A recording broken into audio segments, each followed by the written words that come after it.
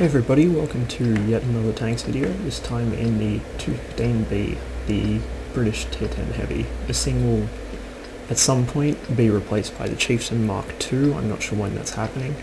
I'll be sad to see this tank go, it's actually a lot of fun. Some people don't like it because, you know, the whole rear turret front engine thing kind of messes with them, but honestly I think it's quite a strong tank. It's pretty much if you took the Conqueror but gave it actual armor. Sidearm is still pretty weak, but it has decent frontal. Not infallible, but decent. Our team is mostly pretty shocking, but we do have a couple of decent players. The enemy team, meanwhile, has mostly okay players, but only a couple pads. Initially I was unsure where to head. I usually get mediums on this map. I don't actually think I've played heavies on Kharkov before. But since Hardest decided to follow Astropunk, I decided to follow as well. So 3 of us have taken up position in the centre of the map pretty much. A couple of guys going south to the central plaza. And then, actually not much north, just a Waffenträger watching field. The E75 and E50 are in position to swing into field if the enemy make a push through it, but since the enemy don't actually have a single medium tank on their entire team, that's pretty unlikely.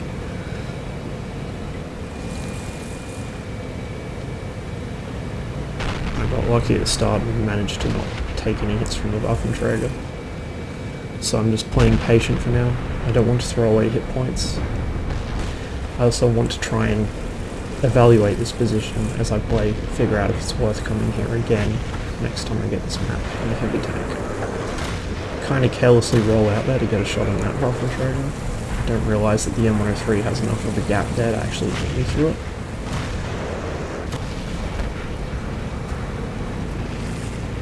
Somebody else hits him though, and so he runs away. Most of the fighting is going on in the centre of the map, as you can see. In fact, the Waffenträger hasn't actually spotted anything pushing through north yet, and south has been won by our team pretty much. If I'd managed to get my aim on a bit faster, that would have been a really nice shot on the T30, so would that if it hadn't have bounced. But unfortunately, as you can probably see in the little connection meter, I was having some packet loss and high ping issues here. RE5 dives in, somebody's shooting HE at him. And Hardest actually kills the E5 while he was trying to kill the E100.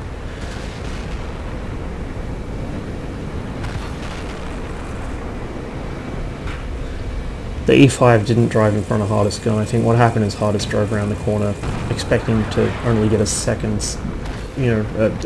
so to snapshot the enemy tanks, and so he didn't actually bother to check his target before he fired. It doesn't matter, I mean that E5 was no loss to our team, but if anything was a benefit in getting blown up that early. I move around to pincer these guys. None of them are paying attention to me. And Astropunk and Hardest are giving him a hard time on the other side. S7 pops his corner out. He does actually notice me. Meanwhile, the E100 is completely oblivious. So I get a couple hits in while I can. Astropunk is of course driving the 4502B, which was buffed considerably, I would say overbuffed. The entire frontal plate is basically impenetrable now, upper and lower. The front turret is penetrable, but only if you manage not to get the gun mantlet. The cupola is still a weak spot, but at distance that's difficult to hit. The Waffenträger finally gets taken down, and I just roll straight into this E5.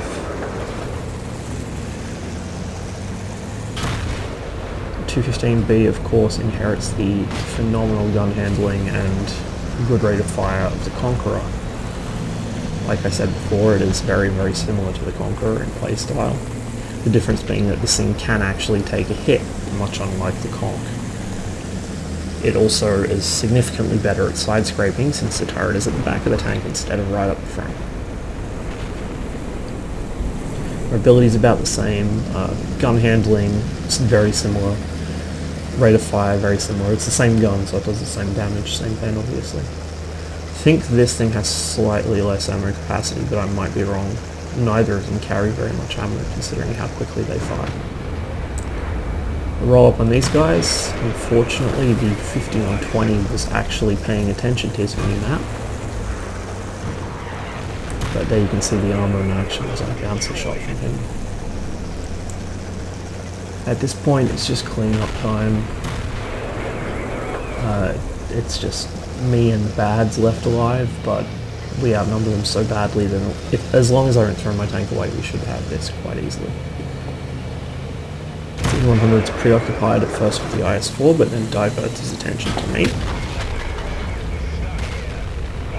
He does take my automatic fire extinguisher, but that's alright, because, well, that's what I carry them for, to put fires out. And the credits lost from using that got made up in the amount of damage I did this match anyway.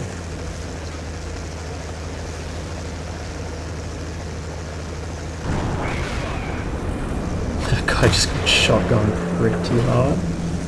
Target unlocked. I'll take this time while I'm chasing down the last couple of Arty just to talk a little more about this tank. It does have a frontal engine, so you do run into problems with engine fires. It does only have 150mm of frontal armor, but look at that slope. That is a really, really nice slope. That's... Ready to fire. looks almost like 55 from vertical. It may even be slightly more. The lower plate is also quite well sloped. Not quite as much, but well. The sides are sloped as well, so if somebody fires at you from the side, they've got a decent chance of skipping off that. So if you are shooting at one of these, shoot from where the track skirts are, because that's not angled. I mean, you do have to go through the skirts then, but they're not very thick. I believe they do count as spaced armor, but I think it's only a very thin amount really there to stop HE splash and heat shells. AP should go through. The hit points are quite good actually. 2500 hit points is nothing to sneeze at. So you can tank hits quite nicely as long as you don't catch fire. The turret, while it is visually identical to a Conch turret, it actually is much better armored. So don't let that fool you, even though it looks exactly the same as a Conch turret. It does tank a lot of incoming shots. It does fully traverse, of course. It has decent elevation depression. The traverse rate on the turret's okay. Really, there's not much bad about this tank. I think its view range is pretty good too. I don't think it's 400, I think it's 410, but I could be wrong. I just seem to remember it having a surprisingly good view range for a heavy, better than the others, which are 400. But don't quote me on that, it may just be because I have optics on this. Anyway, that's the 215B, which I only got maybe 2 or 3 weeks ago. Haven't played it that much yet, but I'm really, really enjoying it so far. It just seems to be one of those tanks that can easily pick up a huge amount of damage throughout a game. And there should be more videos of it on the way. And also there are some more 430 videos coming very soon. Thanks for watching, and see you next time.